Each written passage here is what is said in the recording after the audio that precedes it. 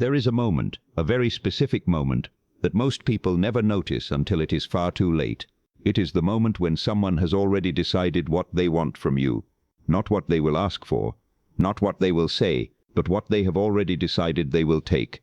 And the terrifying thing is, by the time you feel it, you are already inside the trap. Most people go their entire lives never learning this. They get used, discarded, manipulated, and confused, and they blame themselves for it. They think, I must have done something wrong. They think, I must have been too trusting. But the truth is colder than that. The truth is, they were simply never taught how the game is actually played. Sun Tzu once said, know the enemy and know yourself, and in 100 battles you will never be defeated. Most people only know themselves, barely. They have no idea who the enemy actually is, what the enemy actually wants, or how the enemy actually thinks. And that right there is why manipulators win, not because they are smarter, but because they have a map, and their target does not. So today, we are going to change that. We are going to go deeper than the surface-level advice you have heard before. Forget trust your gut. Forget just set boundaries. Those are beginner words for beginner problems. What I am going to give you today is something far more ancient, far more precise, and far more dangerous. This is not self-help. This is dark wisdom. The first thing you need to understand is that a manipulator does not attack you directly. A direct attack gives you something to defend against. A direct attack is honest in its cruelty. No, a manipulator does something far more subtle. They attack your self-perception first. Before they ever ask you for anything, before they ever make their move, they have already spent time reshaping how you see yourself, making you doubt yourself just enough, making you feel just indebted enough, making you feel just insecure enough, so that when the moment comes, your own mind becomes their weapon. This is what Robert Greene meant when he wrote, "The most important of these skills and the one you must learn is the ability to see through the eyes of others, to take their perspective." Greene was not just talking about empathy, he was talking about strategic vision.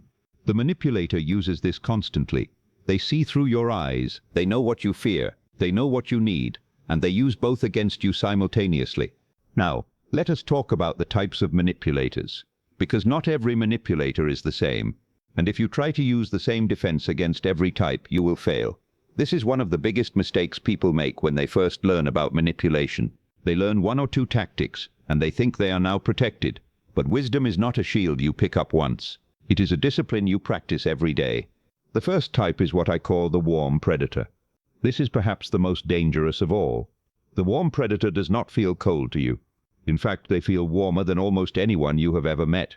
They are generous, attentive, enthusiastic about your life, and genuinely interested in everything you say. And that warmth, that incredible intoxicating warmth, is the bait. Because warmth, real warmth, is one of the rarest things in this cold world. When someone offers it to you, every instinct in your body says, hold on to this person. And the warm predator knows that. They have known it their entire life. What you must understand is that this warmth is not random. It is calibrated.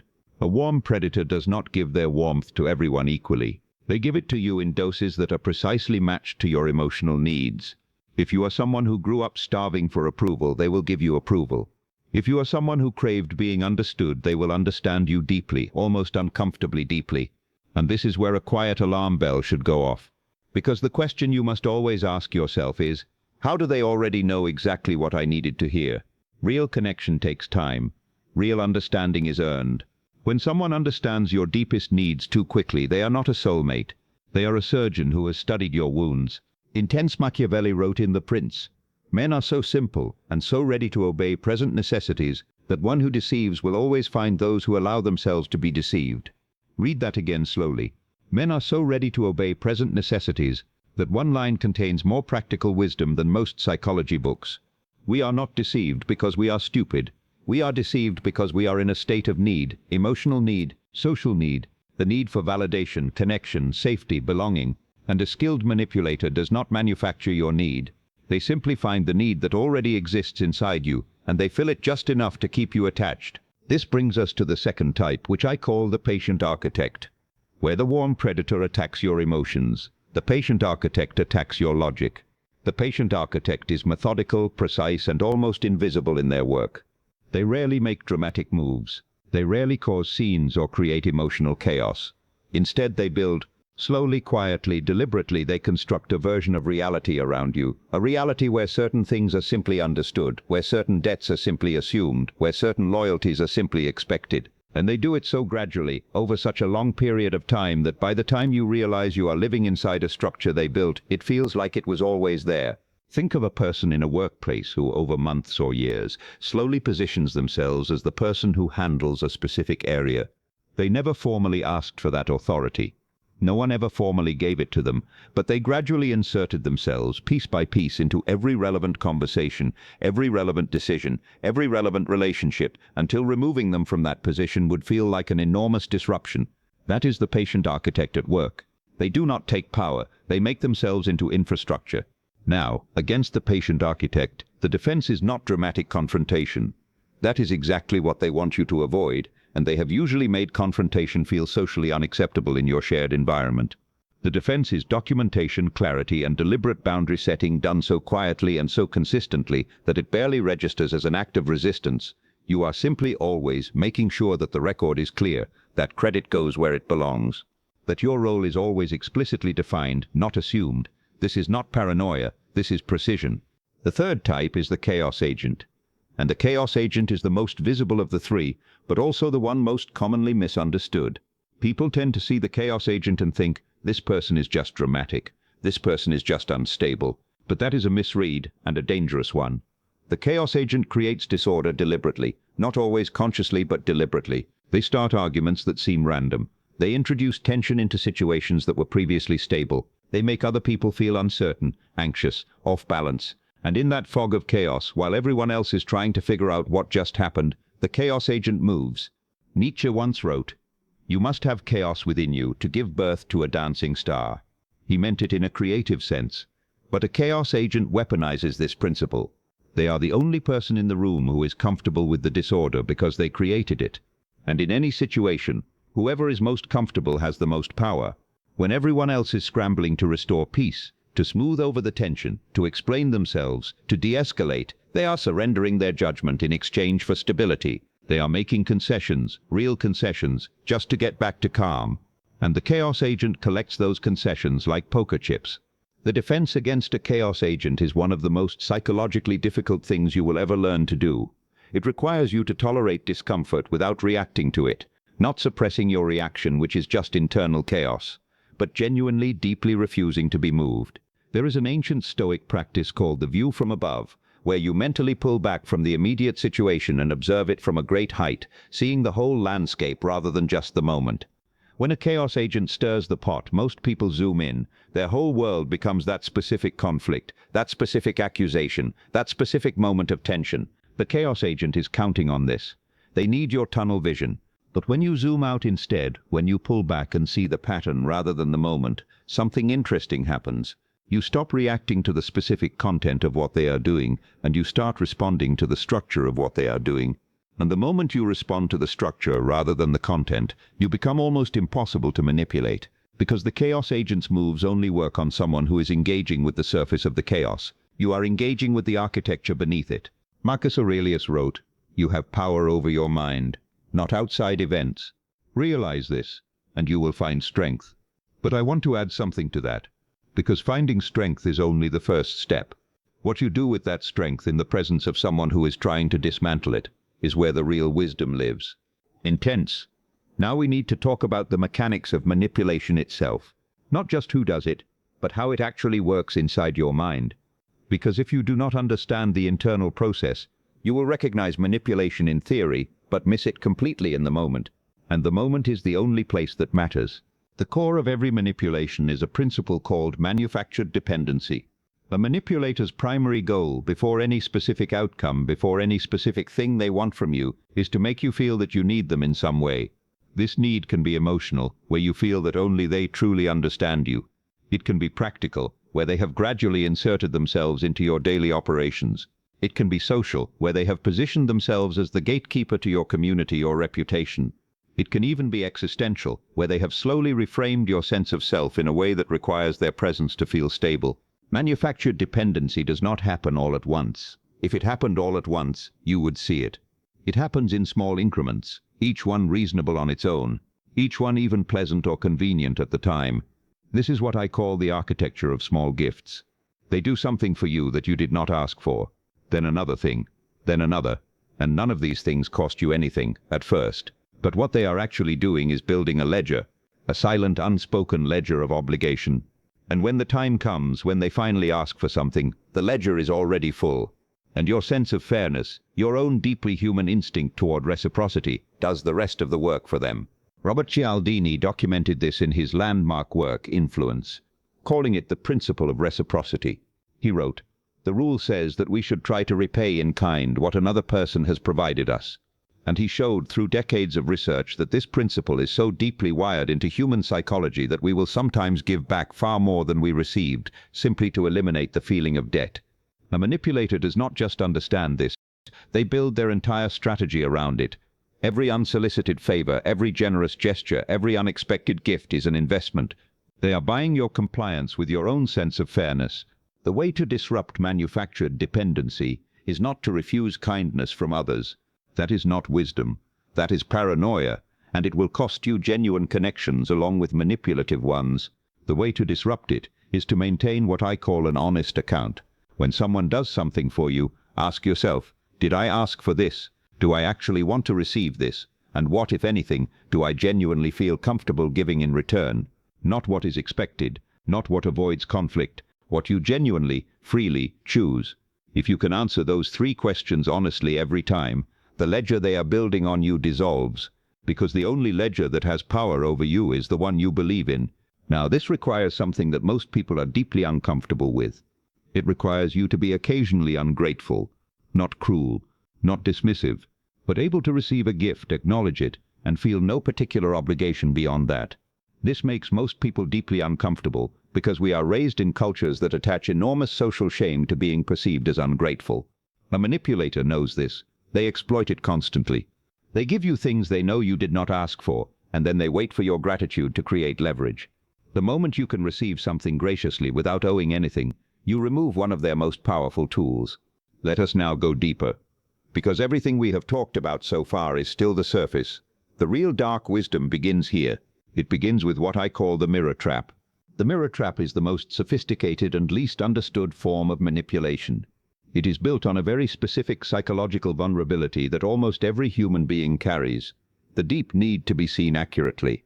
Not just liked, not just admired, but accurately seen, known, understood. This need is one of the most powerful forces in human psychology.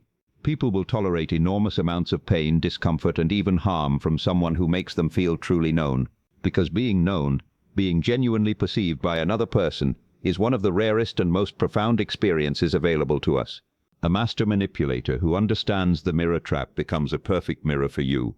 They reflect back your own thoughts, your own values, your own sense of self, but in a slightly amplified, slightly more heroic form. You think you are brave, they see you as extraordinary courage under pressure. You think you care about fairness, they see you as someone with a rare moral compass. You think you are intelligent, they see you as one of the few people who truly understands the deeper patterns of the world. And every time they reflect this image back to you, you do not see them more clearly. You see yourself more clearly through them, and that means you begin to need them in order to feel like yourself. Intense.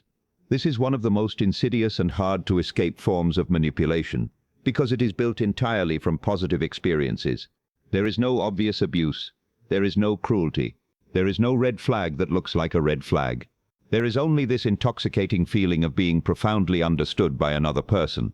And that feeling is so rare and so precious that most people will rationalize almost anything to preserve it. The way to detect the mirror trap is to ask yourself one question. Does this person challenge me? Not in an attacking way, not in a critical, diminishing way, but in a genuine way. Do they ever push back on your ideas? Do they ever disagree with your perception of yourself? Do they ever offer you a view of yourself that is less flattering but more honest?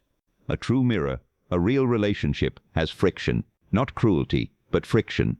Real growth comes from contact with genuine difference. If someone seems to agree with everything you believe, to validate every self-perception you hold, to never challenge your blind spots, they are not a mirror. They are a trap built from your own reflection. Dostoevsky, in his extraordinary depth of human understanding, once wrote, "The cleverest of all, in my opinion, is the man who calls himself a fool at least once a month." He meant that self-awareness, real self-awareness, requires the willingness to be wrong about yourself. And the mirror trap works by seducing you into a version of yourself that is never wrong, never flawed, never in need of growth. And once you start living in that version, leaving it behind feels like self-destruction. Now let us talk about the single most powerful defensive weapon available to you. Not a tactic, not a technique, a state of being. And that state of being is what I call earned indifference. Most people confuse earned indifference with coldness, with detachment, with not caring. That is not what this is. Earned indifference is not an absence of feeling. It is a sovereignty over your own response. It is the difference between a flame that flickers at every breath of wind and a flame that burns inside a lantern, still lit, still warm, but no longer available to be extinguished by forces from outside. The Stoics called a version of this apatheia, which does not mean apathy in the modern sense. It meant freedom from being enslaved by your passions, not the elimination of your passions. You still feel everything: the anger, the hurt, the desire, the love. But none of those feelings command you automatically. You feel them, you observe them, and then you choose. And a manipulator, any manipulator, is fundamentally in the business of taking away your ability to choose by flooding your emotional system until it overrides your judgment. Earned indifference does not protect you by making you feel less. It protects you by ensuring that what you feel does not make your decisions for you. To develop earned indifference, you must begin practicing something deeply uncomfortable. You must begin practicing delayed response. Not silence, not passive aggression, not the cold shoulder, but a genuine disciplined pause between stimulus and response. When someone says something that is designed to provoke you, designed to make you feel guilty, designed to push a specific emotional button, the natural human reaction is immediate. The emotion fires, and the behavior follows almost simultaneously.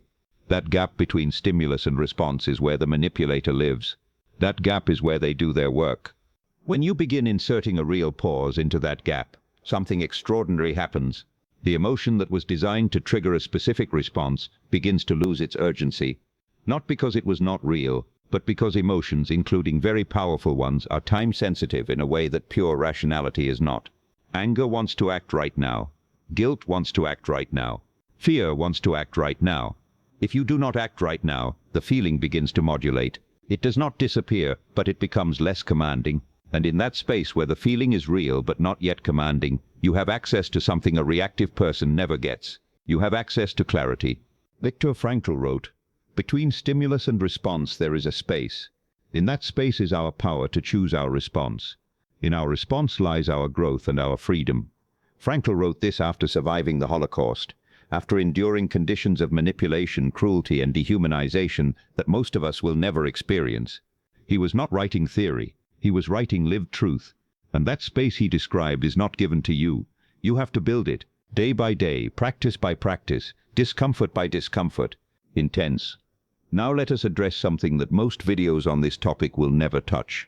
The uncomfortable reality that sometimes the most dangerous manipulator in your life is not a person. It is a belief you hold about yourself. Manipulators do not build their power in a vacuum.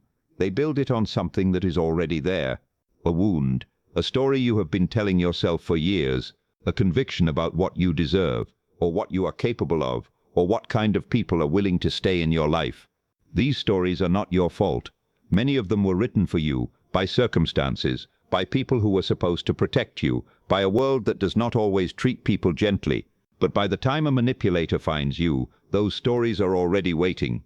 And a skilled manipulator does not just find your stories. They edit them. They add chapters. They become the author, slowly, quietly, of the narrative you are living. This is why the deepest defense against manipulation is not a social skill. It is not a communication technique. It is ruthless self-knowledge. The kind of self-knowledge that looks directly at your own wounds, your own patterns, your own recurring blind spots, and says, "I see you." Not with judgment, not with self-loathing, but with the calm, steady gaze of someone who refuses to be ambushed by their own shadows. Carl Jung wrote, "Until you make the unconscious conscious, it will direct your life, and you will call it fate." And this is what most people experience with manipulation.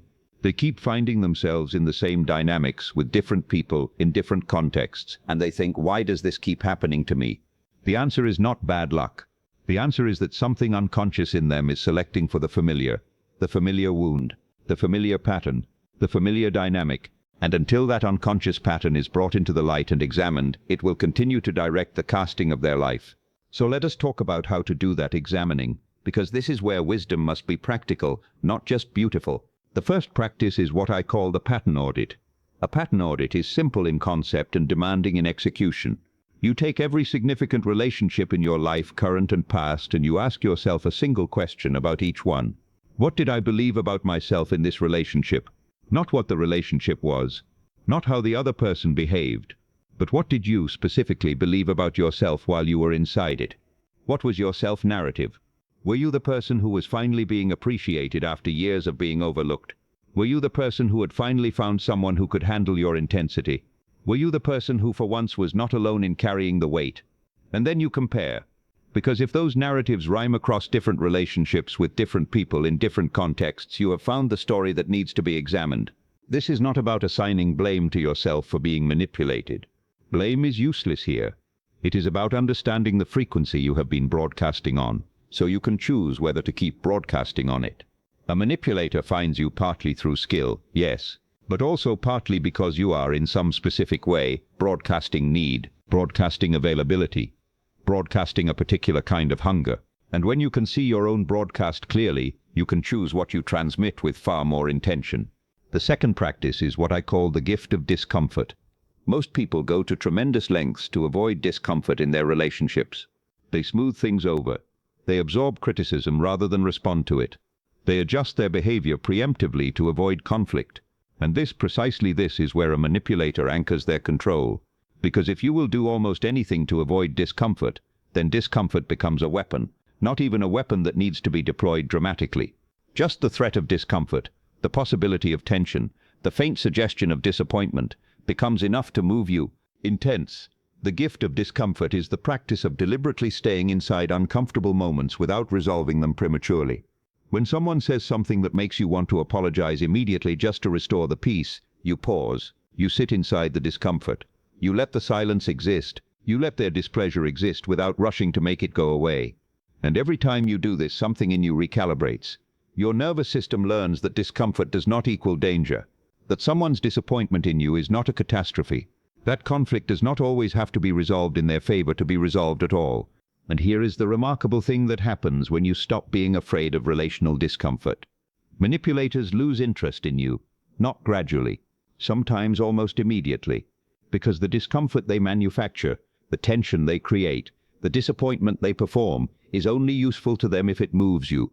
The moment it stops moving you, it stops being a tool, and a manipulator without tools is just a person in a room.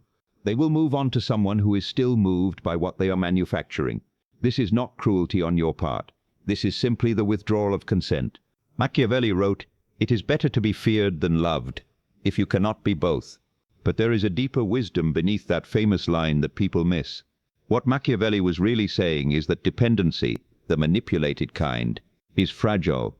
Love manufactured through manipulation can be reversed the moment the manipulation fails, but a respect that is earned through genuine power, through demonstrated sovereignty, through the consistent evidence that you cannot be moved by force, that respect is durable, because it is not based on a fiction, it is based on what you actually are.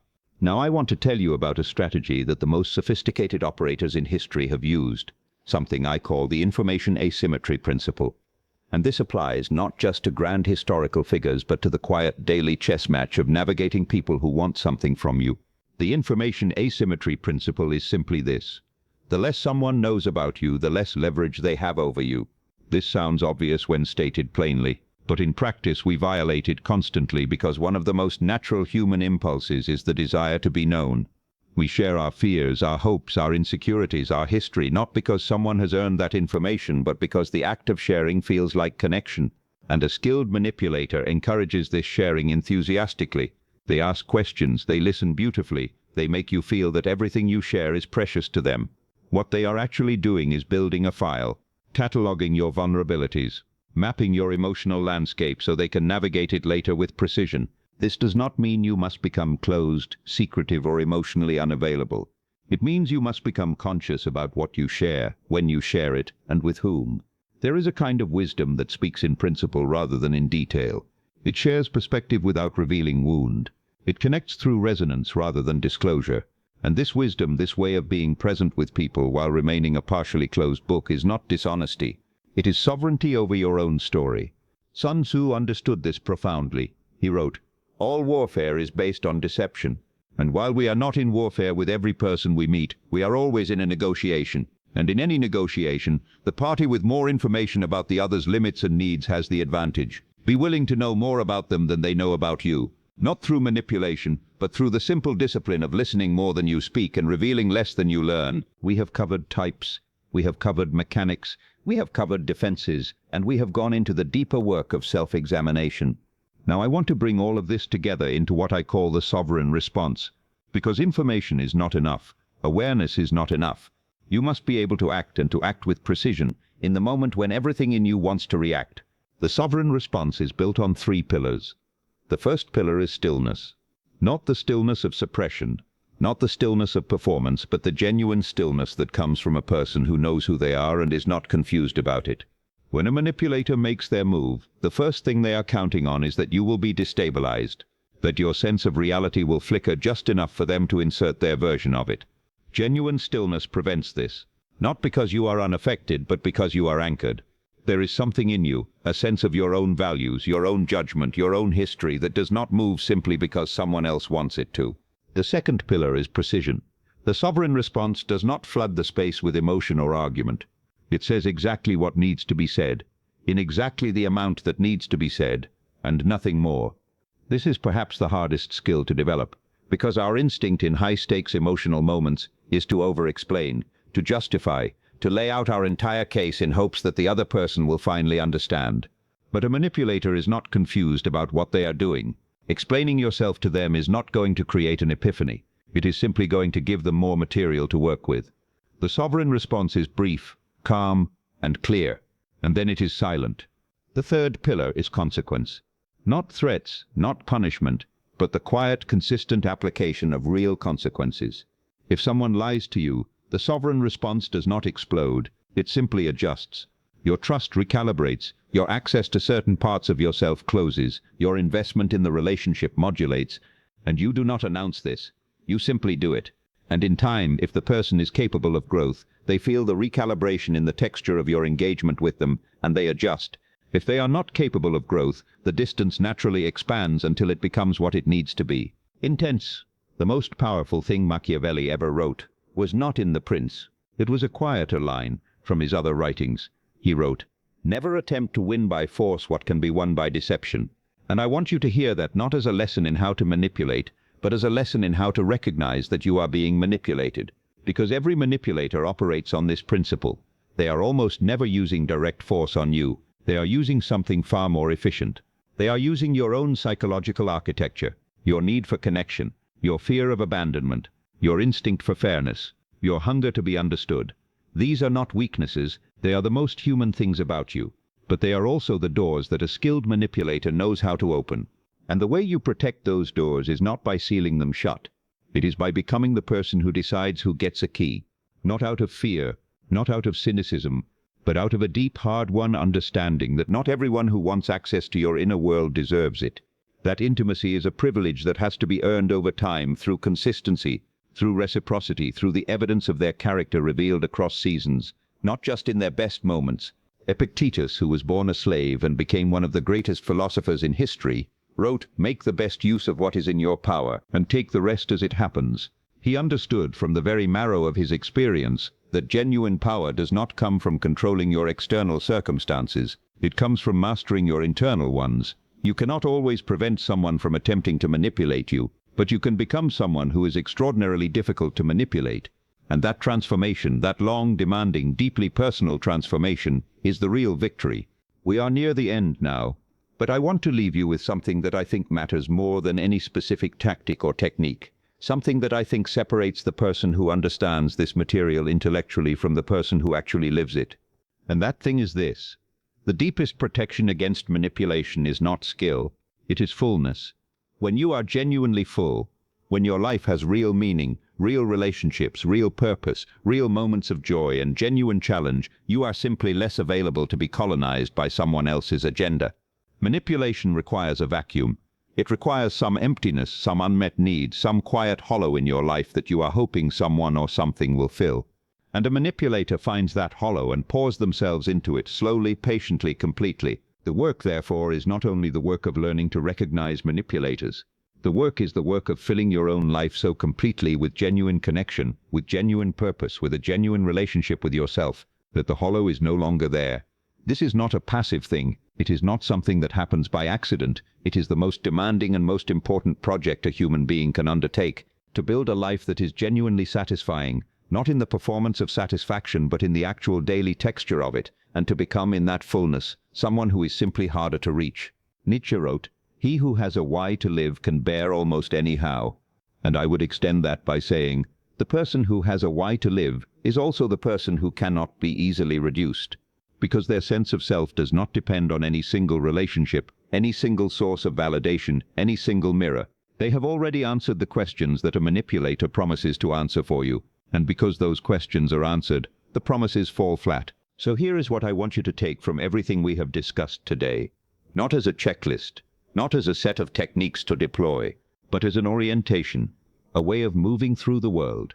Move slowly in forming deep trust. Let time do the work of revealing character, not because people cannot be trusted, but because trust is earned through the evidence of seasons, not the warmth of first impressions. Stay close to your own judgment, not rigidly, not arrogantly, but as a default. When someone consistently makes you doubt your own perception of events, examine that. Healthy relationships challenge your thinking. They do not routinely undermine your ability to perceive reality. Become comfortable with being misunderstood. This is perhaps the most radical and most powerful thing I can tell you. A huge percentage of manipulation succeeds because the target desperately needs the manipulator to see them accurately. They cannot tolerate being misread, mischaracterized, or portrayed unfairly, and so they chase the manipulator's approval, trying endlessly to correct the record, to be truly seen, to restore the accurate image. The person who can tolerate being misunderstood, who can let the manipulated narrative exist without needing to defeat it, has removed one of the most powerful hooks from the manipulator's hand. Practice the pause, every day, in small moments and large ones. Between what you feel and what you do, build a space, build a life inside that space, because that space is not emptiness, that space is freedom, intense. And finally, know your worth not as a performance, not as a thing you say to yourself in the mirror to feel better, but as an actual, lived, practiced reality. Know what you bring. Know what you will not accept. Know the line between generosity and self-betrayal. Know it clearly enough that you do not have to think about it in the moment, because the moment is loud, and the moment is emotional, and the moment is precisely when a manipulator does their best work. The wisdom that actually protects you is not information you acquired recently. It is understanding that has settled into your bones through years of honest self-examination, through mistakes you learned from rather than fled, through the long, patient work of becoming someone who is genuinely difficult to deceive, not because you are suspicious, but because you are whole. Lao Tzu wrote, "Knowing others is intelligence. Knowing yourself is true wisdom. Mastering others is strength. Mastering yourself is true power." And in the end, after all the tactics and the psychology and the dark wisdom we have explored today, that is the deepest truth. Every manipulator you will ever encounter is, at the core, someone who has not mastered themselves and is therefore trying to master you instead. The answer to that is not counter-manipulation. It is not strategic deception. It is the hardest and simplest thing in the world. It is becoming, fully and without apology, yourself. And that is a work that never ends. But it is also the only work that genuinely matters. Take this with you. Carry it quietly. Apply it patiently. And remember that dark wisdom is not dark because it celebrates darkness. It is dark because it looks honestly into the parts of human nature that most people prefer not to see. And in that honesty there is a kind of light that nothing can extinguish. Thank you for watching. If this gave you something to think about, something to carry, something to apply in your own life, then this video did exactly what it was meant to do. And if you want more of this, more of the deep wisdom that most channels are afraid to go near, then make sure to like and subscribe to my YouTube channel for more videos in the future, because we are just getting started.